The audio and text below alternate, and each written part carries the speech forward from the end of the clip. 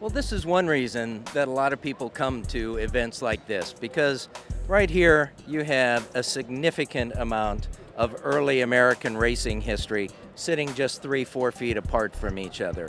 Seldom have anybody here actually seen either one of these cars. They may have read about them over the years, but here they are sitting next to each other. 57 Corvette that was a race car new, taken right off the floor and campaigned almost its entire life. A very famous car.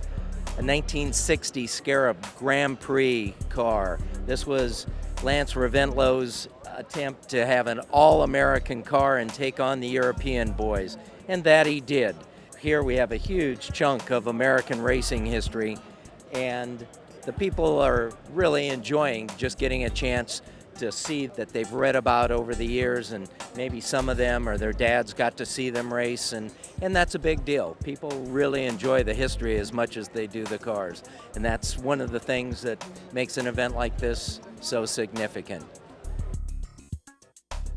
Hi, we're here today with Dan Suddeth. Dan, and you say that you saw these cars run. I saw these cars run in 1960 at the Louisville Fairgrounds when Augie Paps and Lance Reventlo were driving them.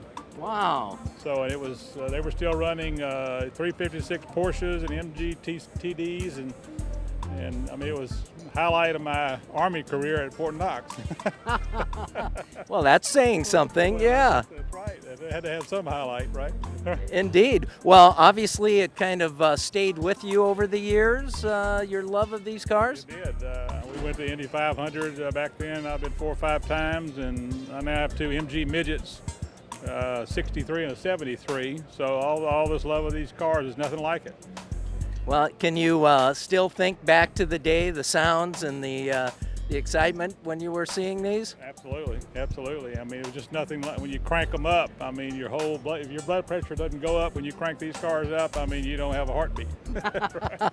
Well, that's great. I think it's nice to have some of these cars that the people can see way later on. Not all of them were as fortunate as you to be able to see them in their day, but still, they can live vicariously through you. Absolutely. Well, we appreciate it. You guys are doing a fantastic job. This is a great meet to have in Houston. Thank you, sir. Great, great. Pleasure.